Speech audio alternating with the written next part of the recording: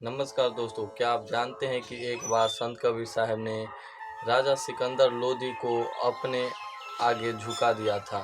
जी हाँ, आज हम इसी कहानी के ऊपर बात करने वाले हैं। आखिर इस कहानी में हुआ क्या था? आपको YouTube पर बहुत सारी वीडियो मिल जाएंगी जिसमें यह बताया गया है कि यह कहानी किस प्रकार है, लेकिन आज हम आपको बताएंगे कि इस कहानी के मूल में क्या है, इस कहानी की पूरी निष्कर्ष क्या है। इस कहानी में हम आपको बताएंगे इस वीडियो में कि कैसे सिकंदर लोदी उतना बड़ा शासक होने के बाद भी एक साधारण सा जुलाहा संत कबीर साहब के आगे झुक गया। और यह घटना क्या थी, इस घटना की सच्चाई क्या है, वह आज आप इस वीडियो में जानेंगे। तो दोस्तों, यह बात है 15वीं शताब्दी के भारत की, जब लोग जाति पाति, ऊंच नीच और धार्मिक अडम्बरों में फंसे हुए थे। जब लोग ईश्वर से अधिक कर्मकांडों में विश्वास करने लगे थे और इन सब के खिलाफ उस समय केवल एक ही व्यक्ति बोल रहा था, वह थे संत कबीर साहब। वह सीधे बोलते थे, वह खरी बोली बोलने वाले आदमी थे। वह सीधा कहते थे, भगवान को पाने का एक ही मार्ग है, सत्य, प्रेम और भक्ति, इसके अलावा और कुछ नहीं चाहिए। संत कबीर साहब की बात से बहुत सारे लोग उस समय प्रभावित होने लगे और उनके पास दूर दूर से लोग आते थे उनकी बात सुनने के लिए।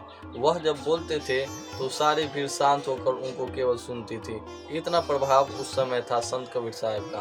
तो इस सब बातों को लेकर जब वहाँ के जो पंडा, ब्राह्मण और काजी थे, जो मुसलमान धार्मिक गुरु थे और हिंदू गुरु थे, वह सब को लगा कि जब अगर सब आदमी को सत्य का ज्ञान हो जाएगा तो लोग हमसे प्रश्न करने लगेंगे।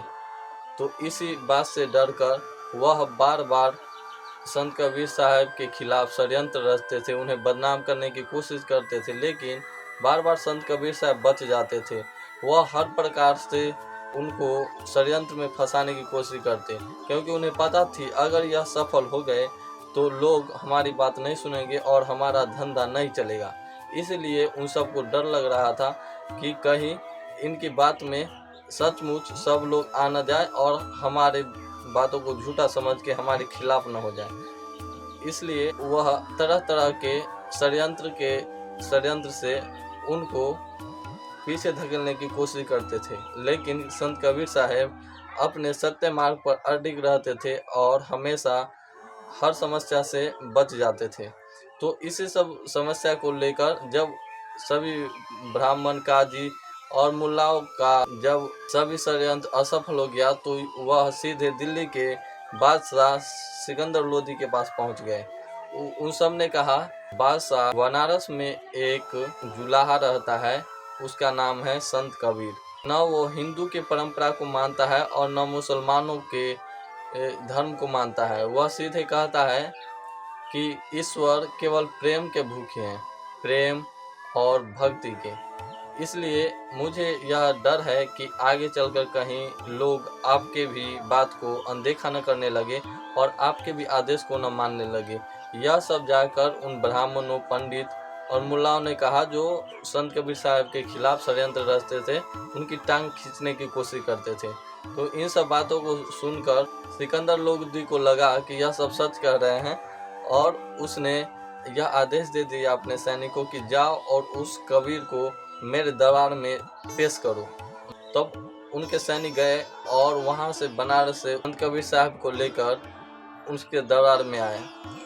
तो जब सिकंदर लोदी के सामने संत कबीर साहब खड़े थे, तब सिकंदर लोदी ने पूछा, क्या तुम वही संत हो जो अपने आप को ईश्वर का सच्चा भक्त बताता है?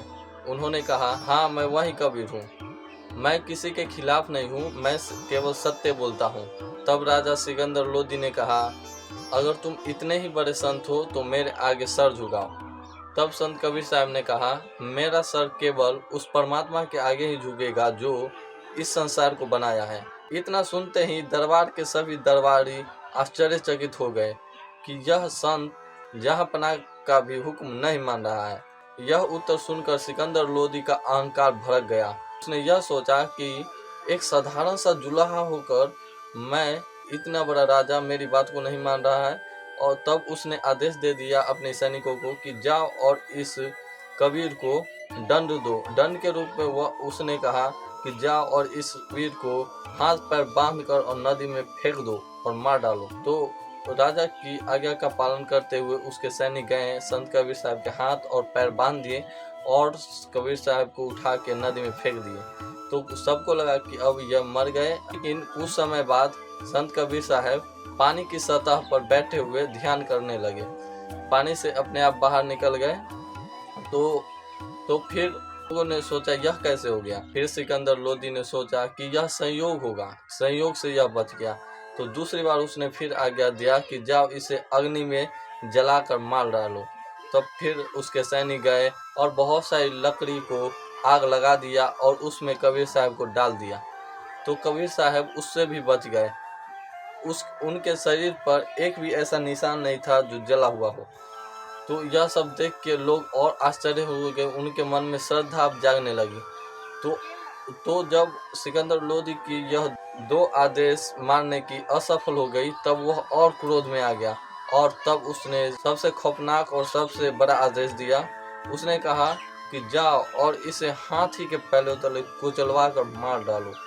तब उसके सैनिक गए और संत कबीर साहब के हाथ पैर बांधकर जमीन पर पटक दिया और हाथी को लेके आए और उसे ऐसे उकसाने लगे कि वह जाके कबीर साहब को रौंद डाले, अपने पैर उतरे। लेकिन जब वह हाथी कुछ कदम आगे बढ़ा कबीर साहब के पास और वह अचानक रुक गया। भारत के संत परंपरा में इस घटना को लेकर कहा जाता है कि वह जो हाथी था उसे संत कबीर साहब के स्थान पर सिंह नजर आता था, जिसके कारण वह डर गया और श्रद्धा से झुक गया।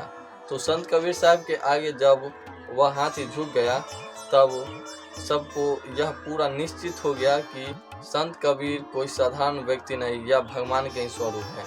और तब जाकर उसी क्षण सिकंदर लोदी का भी हृदय परिवर्तित हो गया और वह संत कबीर साहब के चरणों में गिरकर माफी मांगने लगा। संत कबीर साहब इतने महान थे कि इतना जुर्म करने के बाद भी उन्होंने सिकंदर लोदी पर थोड़ा सा भी क्रोध नहीं किया। उन्होंने उसे उठाया और कहा कि राजा का धर्म प्रजा की रक्षा करना है, न कि किसी निर्दोष को सताना। और उन्होंने कुछ ज्ञान की बातें उसे बताई जो सिकंदर लोदी ने बड़े ध्यान से सुने। तो यही थी दोस्तों संत कबीर साहब और सिकंदर लोदी की कहानी। तो आज के लिए इतना ही, मिलते हैं किसी नेक्स्ट वीडियो में, तब तक के लिए नमस्कार।